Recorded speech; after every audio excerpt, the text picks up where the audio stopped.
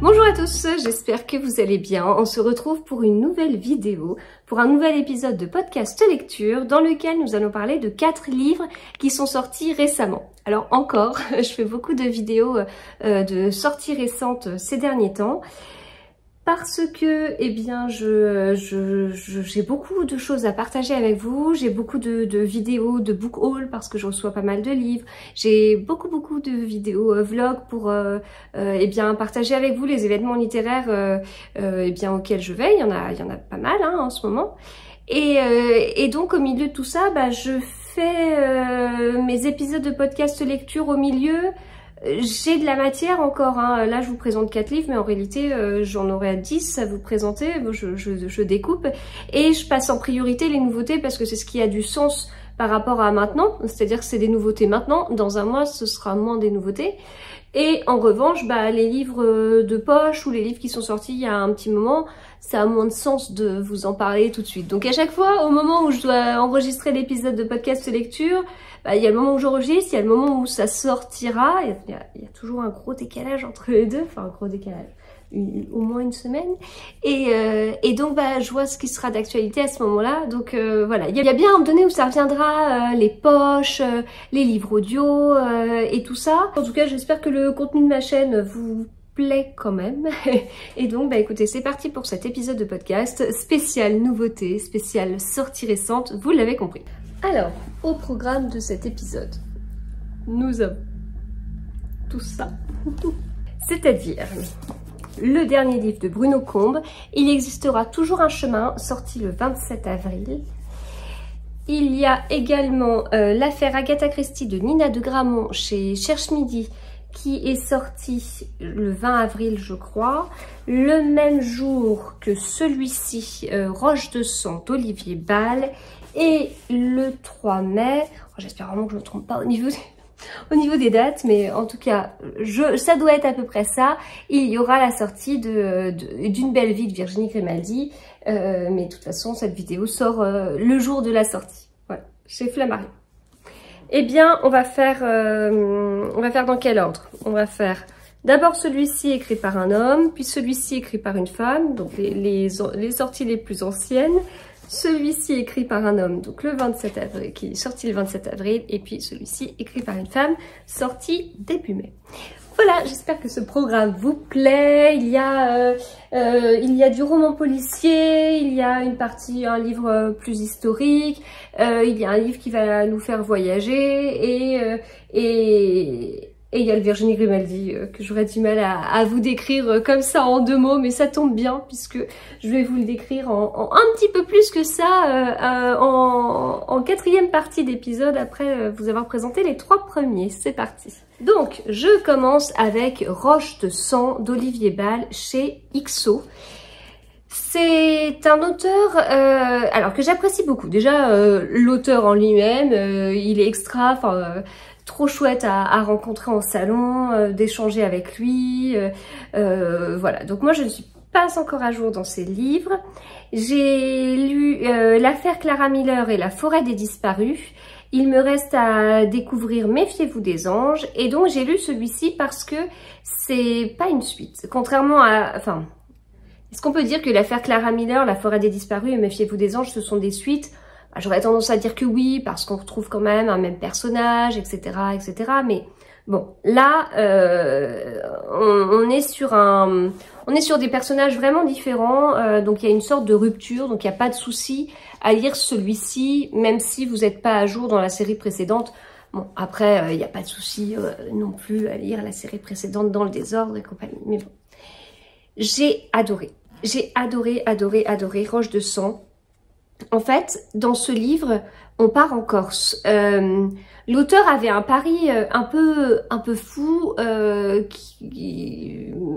C'est quelque chose qu'il nous avait dit quand on était au Quai du Polar. Il nous expliquait qu'il adorait la Corse et que voilà, ça fait partie de lui. Et avec ce livre, il voulait mettre en valeur les Corses, mettre en valeur la Corse. Et donc, il parle d'un livre qui se passe dans les années 90 autour de braqueurs corses. Donc voilà, là, on dit d'accord, ok, très bien. Comment? Et donc, voilà, première réaction. Mais en fait, on se dit, enfin moi en tout cas, ma première réflexion, ça a été, mais comment est-ce qu'il peut mettre en valeur la Corse en parlant des braquages?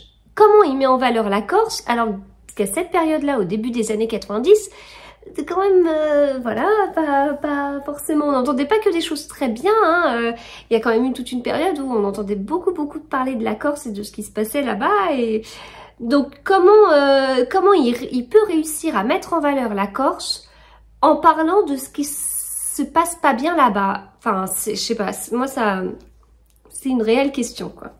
Puis j'ai lu le livre et j'ai compris.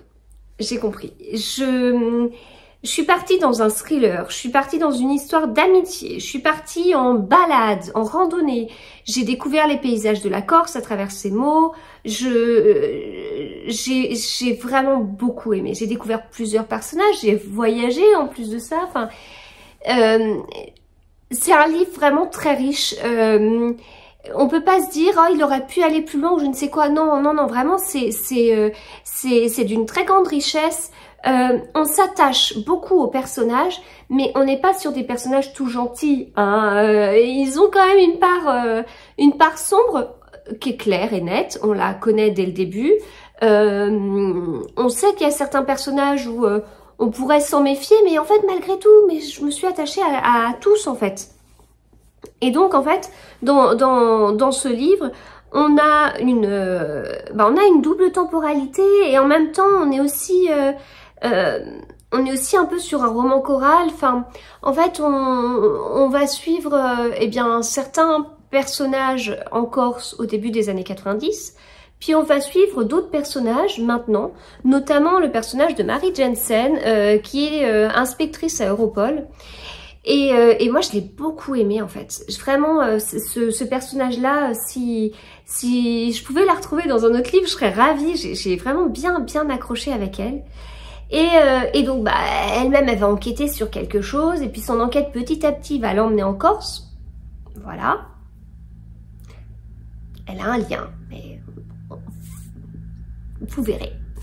Et puis, en parallèle, donc ça, de nos jours, et puis en parallèle, on a la Corse des années avant. Et donc, on sait forcément, on peut pas nous raconter deux histoires en parallèle s'il y a aucun lien. On sait qu'il y en aura un. On sait pas lequel. On sait pas lequel du tout. Et j'ai été surprise par rapport à ça, je m'y attendais pas. Et voilà, donc ça c'est tout le côté thriller et tout, avec justement des surprises, des accroches, un rythme soutenu. J'ai eu très peur pour les personnages à plusieurs moments, ce qui veut dire concrètement que j'ai défilé les pages à des moments où j'étais qu'est-ce qui se passe, qu'est-ce qui va se passer. J'adore, ça c'est quelque chose qui marche pas tout le temps avec moi, parce que des fois on voit une sorte de suspense mais cousu avec je sais pas, des grosses mailles. Enfin, des fois c'est tellement pas fin que dans certains livres, absolument pas dans celui-ci, mais c'est tellement pas fin que moi j'arrive pas à entrer dans ce rythme un peu effréné.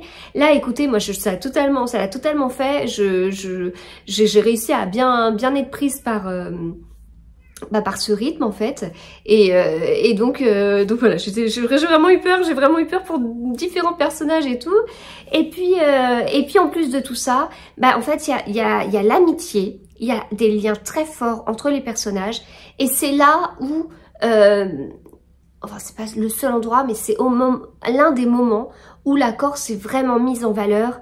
Alors elle l'est par les paysages qui sont décrits, par la nature, par voilà, tout ça c'est vraiment très bien décrit. Enfin, j'avais presque l'impression d'y être, si vous voulez. Mais ce que j'ai beaucoup aimé, c'est la mentalité, les valeurs qui sont vraiment décrites, et par moments j'ai eu les larmes aux yeux de lire des passages comme ça, très forts en fait.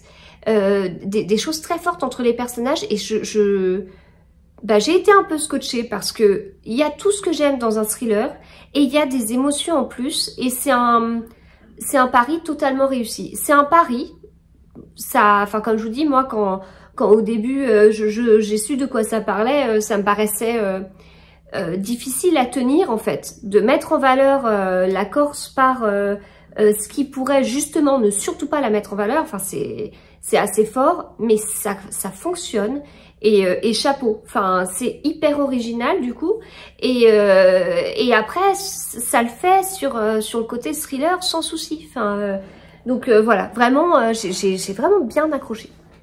Voilà, donc je vous le conseille totalement. Roche de sang d'Olivier Bal, vous allez le dévorer, vraiment il est très très bon, il se lit super vite. J'aime beaucoup moi les grands formats chez XO comme ça, que je trouve hyper agréable à lire.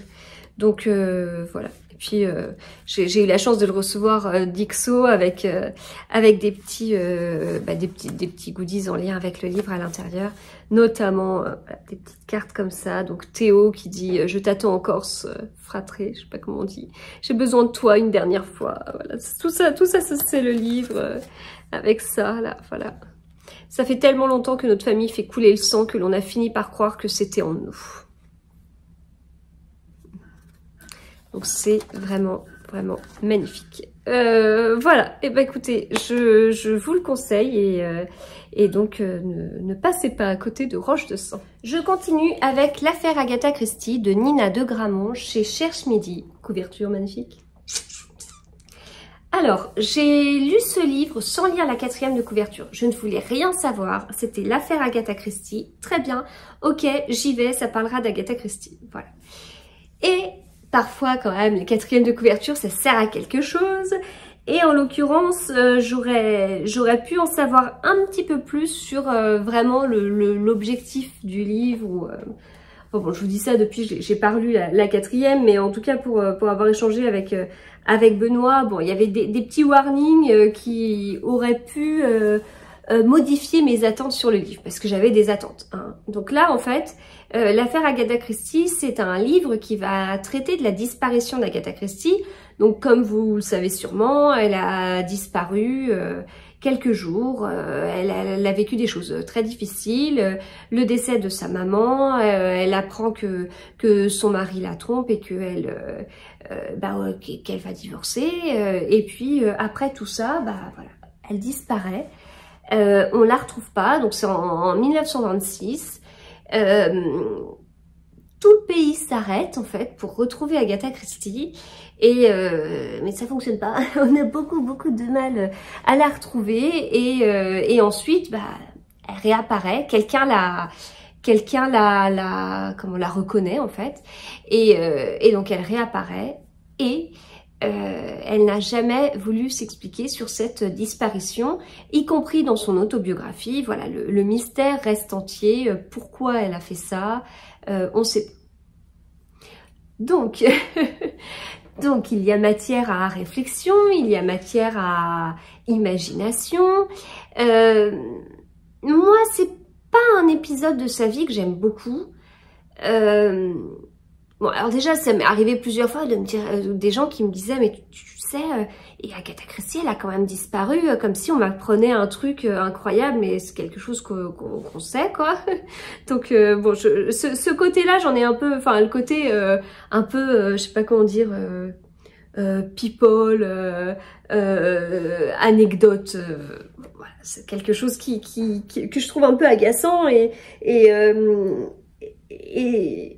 en fait, on peut pas résumer Agatha Christie par sa disparition, c'est pas possible. Elle a écrit tellement des livres incroyables, des livres extrêmement bien. Elle a eu un rendement de folie, mais comme personne n'a. Je veux dire, là, quand on a un auteur qui sort un livre par an, on se dit waouh, c'est bien, il sort un livre par an et tout.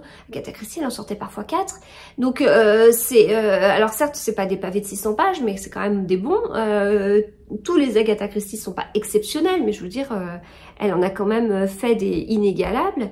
Donc bon, pour moi, on peut pas résumer Agatha Christie à ça. Puis elle a été, c'était la première anglaise à faire du surf. Elle a quand même un côté en plus, eh bien, femme avec une personnalité intéressante et tout. Ça, c'est quelque chose que j'aime beaucoup. Donc voilà, il y a plein de choses. Elle a vécu longtemps, elle a vécu la Première Guerre mondiale, elle a vécu la Seconde Guerre mondiale, elle a voyagé. Enfin, c'est d'une richesse incroyable. Donc, balayer tout ça en disant, tu te rends compte, elle a disparu, j'arrive pas, en fait. Donc, effectivement, c'est intéressant. Je m'étais jamais penchée dessus parce que, comme je vous dis, c'est quelque chose qui a tendance un petit peu à m'agacer.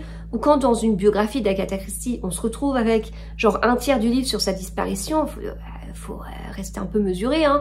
Elle a vécu je ne sais combien d'années et à côté de ça, elle a disparu quelques jours. Enfin, faut garder un peu un équilibre, voilà.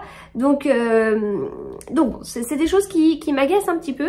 L'avantage de ce livre, c'est que ça m'a permis en fait de me poser et de me dire, mais qu'est-ce qui a pu se passer? Qu'est-ce que moi je pense de sa disparition?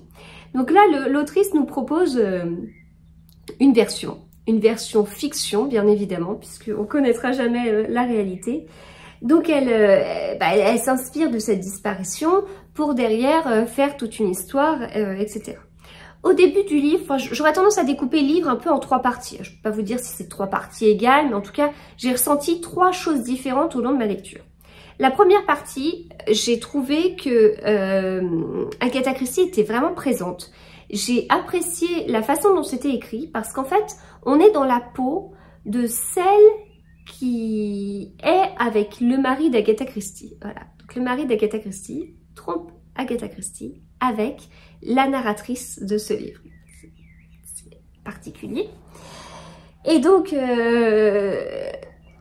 bon, bah, on suit ce personnage. Donc on voit Agatha Christie à travers ses yeux. Mais après, on va avoir des éléments de la vie d'Agatha Christie, racontés du coup par cette personne, des vrais éléments, et c'est intéressant en fait, parce que c'est pas une biographie, c'est pas du tout une biographie, mais en tout cas, ça sent le réel et c'est hyper bien fait. Et puis des anecdotes sont glissées, mais de façon très subtile dans l'histoire, c'est vraiment très bien fait. Donc ça, moi, j'ai beaucoup aimé. Et j'ai tellement aimé que je m'y suis crue, en fait. Ça me paraissait totalement possible. Ensuite, il y a eu la deuxième partie. Agatha Christie disparaît. Et en fait, on ne suit pas que Agatha Christie et ce fameux personnage dans le livre. On va suivre aussi la vie de cette femme-là. Et donc, plus du tout Agatha Christie pour le coup. On va suivre, eh bien, donc là, dans le livre, elle s'appelle Nan Odie. Et donc, on va suivre son enfance, ce qui s'est passé et tout. Donc, on est un peu sur une double temporalité avec le présent. En 1926, Agatha Christie disparaît. Et puis, Nan Odie, qui raconte l'histoire avec ses propres mots et compagnie. Et puis, on est dans le passé, dans l'enfance de Nan Odie, et on remonte comme ça. Donc, bon, alors ça part d'éléments vrais, parce que oui, effectivement, Archibald Christie, il a trompé sa femme avec quelqu'un, etc. Mais en fait, c'était pas Nan Odie. Donc déjà, c'était un peu autre chose. C'était pas le même style de personnage non plus. Donc déjà, il y avait quand même si ça paraît très vrai, cette première partie, il y avait déjà des choses qui n'étaient pas tout à fait justes. Dans la seconde partie, on part vraiment dans de la fiction et parfois dans de l'invraisemblable. Il y a l'idée de l'autrice sur la disparition, elle a été pour moi en total décalage avec justement ce que je commence un peu à imaginer. Enfin, donc j'ai trouvé ça pour moi, enfin, en fait, j'en sais rien, mais pour moi, on est sur quelque chose de relativement simple qui peut tout à fait s'expliquer. Et il faut pas oublier qu'on a une autrice qui adore manipuler son lectorat, qui même dans sa propre autobiographie ne livre aucun secret et donc manipule à nouveau son lectorat dans son autobiographie. Je dis pas que c'est quelqu'un qui n'est pas digne de confiance, mais c'est quand même quelqu'un qui aime les secrets et qui aime cacher des choses et les révéler au dernier moment, etc. Donc bon, pour moi, faut pas aller chercher forcément très loin, mais là l'autrice a été chercher très très loin. ce qui avait pu se passer dans cette disparition.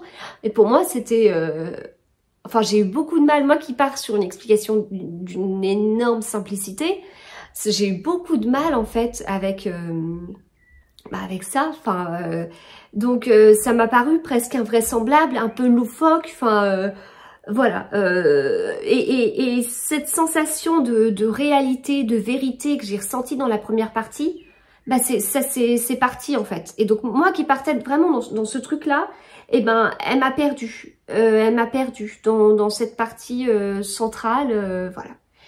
Et ensuite, eh bien, tout au long de la lecture, notamment de cette deuxième partie, petit à petit, il y a des choses qui commençaient un peu à se dessiner. Et ensuite, on est entré dans une troisième partie qui reste qui va se rapprocher d'un livre d'Agatha Christie, enfin de plusieurs livres d'Agatha Christie. En tout cas, on a l'impression d'être dans un de ses romans policiers. En plus, tout au long de la lecture, on a rencontré des personnages qui avaient le nom de personnages d'Agatha Christie, mais donc voilà, là ça m'a un peu raccroché avec quelque chose que je connaissais. Le côté un peu trop loufoque pour moi, on l'a laissé de côté, et donc ça m'a permis de me raccrocher à voilà, des choses connues, alors non pas forcément vraisemblables, mais en tout cas c'est de la fiction, que je connais, c'est logique, on est sur un livre d'Agatha Christie, on va être derrière sur une fin à la Agatha Christie. Donc voilà, tout ça pour moi c'était dans la logique, donc c'était très bien fait. C'est juste cette partie centrale où pour moi on est parti vraiment à milieu de ce que je pensais. Alors l'avantage c'est que ça m'a permis un petit peu d'étoffer ma réflexion, ma propre réflexion autour de ça, de ce qui a pu se passer lors de cette disparition. Et puis globalement c'est une bonne idée, c'est bien écrit, c'est voilà, enfin c'est pas du négatif à 100%, hein, loin de là. Mais j'ai un peu été déroutée, et puis aussi déroutée par le fait que, en plus, dans cette deuxième partie où j'ai eu du mal, eh bien, Agatha Christie, elle était peu présente. Donc voilà, c'est la première partie était très bien, la dernière était très bien. Le milieu, j'aurais fait très différemment, peut-être à l'opposé, et ensuite j'aurais davantage aimé. Mais bon, je ne suis pas autrice, pas du tout. Et je sais que c'est un livre qui a eu aussi beaucoup de succès, donc voilà, enfin tout ça pour vous dire que si le livre vous tente, allez-y, faites-vous votre propre idée. Moi personnellement c'est mon résumé, mais voilà, on a tous des avis différents, donc allez-y si vous voulez en savoir plus sur l'affaire Agatha Christie. Je poursuis avec Il existera toujours un chemin, il y a un marque-page qui tombe, de Bruno Combe chez Michel Lafon. Très belle couverture et très douce, j'aime vraiment beaucoup. Et donc le fameux marque-page, le voici. Et il a une particularité, puisqu'il y a, je vous montre à l'endroit, ouais, puisqu'il y a une carte. Donc si vous n'avez pas le marque-page, c'est pas grave, puisque la carte, vous la retrouvez. Oh, je fais n'importe quoi, je prends le livre à l'envers. Alors, hop, voilà, vous la retrouvez ici. Pourquoi une carte? De quoi parle ce livre? Alors, du coup, on voit le livre. Au lieu de vous lire la quatrième, je vais vous montrer la couverture. Donc, on a des montagnes et tout. Et puis, on a trois personnages qui sont là. Les trois personnages, ce sont Margot, Alexandra et Mathieu, qu'on rencontre dans le livre. On fait un bout de chemin avec eux, c'est le cas de le dire. Et c'est chouette. On va apprendre à connaître ces trois personnages d'abord de façon isolée. Vraiment, il va y avoir un long premier chapitre où on va faire la connaissance de Margot. Puis un long second chapitre où on fera la connaissance d'Alexandra, et de même avec le troisième chapitre pour Mathieu. C'est intéressant parce que du coup ça nous permet déjà de bien s'imprégner en fait de leur vie, de ce qu'ils vivent, de leurs blessures, des difficultés, parce qu'il y a des difficultés, puisque derrière ils vont faire quelque chose parce que ça va pas forcément très bien, quoi. Donc voilà, du coup on fait bien connaissance avec eux, puis à un moment donné ils vont se rencontrer. Et en fait, ils se retrouvent un peu par hasard sur l'un des chemins qui mène à Compostelle. Et ils vont apprendre à se connaître, ils vont vivre des choses ensemble avant eh bien de retourner dans leur vraie vie, mais changer. Donc voilà le chemin. Donc tout au long de la lecture, on parle de différents lieux, etc. Ces trois personnages très différents, Margot, elle a une vie vraiment compliquée, c'est prenant, c'est très émouvant. Et en fait, elle voulait être médecin, elle voulait travailler en pédiatrie. Et elle a tout arrêté à cause d'un homme qui, en fait, a eu un peu trop de pouvoir sur elle. Et ça a été loin, ça a été beaucoup trop loin.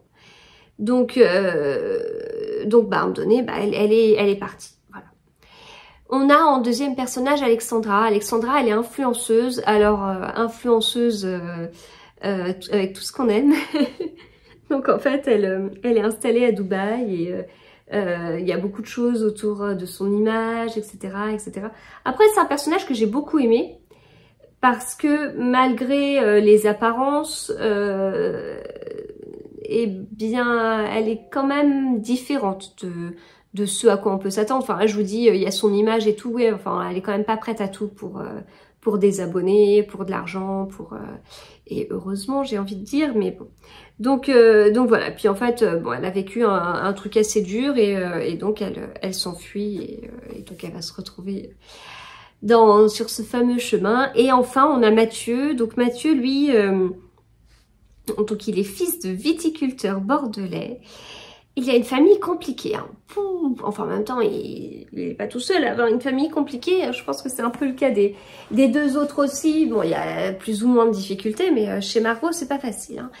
Mais là en tout cas Mathieu, donc il est fils de viticulteur bordelais et ça se passe pas forcément très bien et du coup de la même façon à un moment donné il est parti, il a fui chez lui, quoi. Voilà. Quand j'y repense, ils ont vraiment vécu des trucs compliqués. Donc voilà, c'est assez prenant, c'est émouvant, je l'ai dévoré. C'est un livre qui fait quasiment 400 pages. C'est rare que je lise aussi vite que ça. Vraiment, enfin, il se dévore. Pourtant, quand je le regarde, je peux pas dire que il y a quand même des mots. Parfois, c'est pire, hein, au niveau de la présentation. Parfois, c'est beaucoup plus espacé que ça, mais vraiment, ça va tout seul. Donc, voilà, très, ça se lit très vite. Voilà, donc il existera toujours un chemin de Bruno Combe que je vous conseille. C'est pas un coup de cœur. J'ai bien accroché avec les personnages, même si Mathieu, il m'a des fois un petit peu agacée. C'était certainement volontaire aussi de la part de l'auteur. Mais j'ai globalement passé un bon moment. Et je termine avec Une belle vie de Virginie Grimaldi chez Flammarion. Mon livre est rempli de photos. Qu'est-ce que je peux vous montrer comme photos? C'est ce qui me paraît toujours dingue. Enfin, ça a été mes petits marque-pages. J'en ai tellement. Alors, qu'est-ce que je peux vous montrer? Celle-ci, avec Virginie Grimaldi déguisée en Britney Spears, avec Fanny de Lisez en moi et puis Eva de Pose-toi Eva lit. Celle-ci version marque-page où on fait des grimaces. Celle-ci avec les Bertiti. Voilà, Cynthia Kafka, Virginie Grimaldi, Serena Giuliano et Sophie Rouvier, donc déguisée version années 90. Celle-ci, enfin voilà, moi ça m'a accompagnée dans ma lecture. Ça m'a permis de réaliser un petit peu plus ce moment de folie. Le vlog est toujours pas sorti, mais enfin vous verrez, j'avais fait un réel sur Instagram si vous voulez. Mais bref, on est là plutôt pour parler du livre. Alors, dans ce livre, on a à la fois une double temporalité et un roman choral. On suit deux sœurs, Emma et Agathe Delorme. On les suit à leur naissance. Enfin, en fait, double temporalité, ouais, enfin... En fait, on a 4 parties. On suit Emma d'un côté, on suit Agathe de l'autre. Alors vraiment première personne à chaque fois. Donc des fois je partais vite dans le chapitre d'après, je me disais ah non mais attends, c'est laquelle là? Voilà. Donc on a Emma, Agathe qu'on suit depuis leur naissance et puis voilà, on va comme ça continuer dans le temps donc, de leur naissance à quasiment maintenant. Et puis on a Emma et Agathe aujourd'hui. Aujourd'hui difficile parce que leur grand-mère est décédée et elles retournent toutes les deux dans la maison de leur grand-mère Et donc elles vont vivre toutes les deux des moments assez forts aussi par rapport à ça. Non seulement, enfin, elles sont pas là pour vider la maison, elles sont là pour passer une semaine de vacances. Donc donc bien sûr c'est triste parce que elles se souviennent de leur grand-mère, elles vont tomber sur des choses qui vont leur remémorer des bons moments. Mais en plus de ça, il y a un côté où elles vont s'éclater en fait parce qu'elles sont un peu en vacances toutes les deux. Et c'est très chouette parce que en fait, elles vont, enfin, on va apprendre à les connaître et avoir avoir leur relation qui a évolué au fur et à mesure. Et voilà, moi j'ai bien aimé, j'ai bien accroché avec elle. J'avais une petite préférence pour Emma que pour Agathe. Voilà. Alors, ce que je ne vous dis pas, c'est que c'est pas une histoire comme ça. Avec Virginie Grimaldi, il y a quasiment tout le temps une surprise, quelque chose auquel on s'attend pas, etc. Voilà, forcément, là aussi c'est le cas. Donc, très émouvant et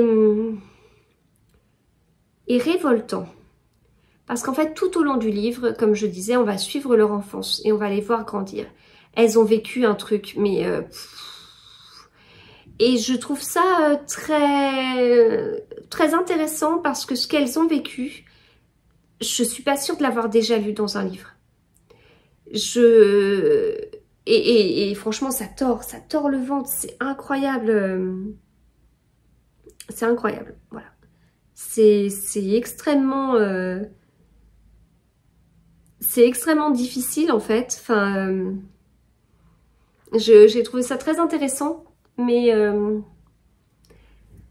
j'avais envie de me battre en fait, j'avais envie de les aider. Voilà. Et le tout avec l'écriture de Virginie Grimaldi. Donc l'écriture de Virginie Grimaldi, c'est rigolo.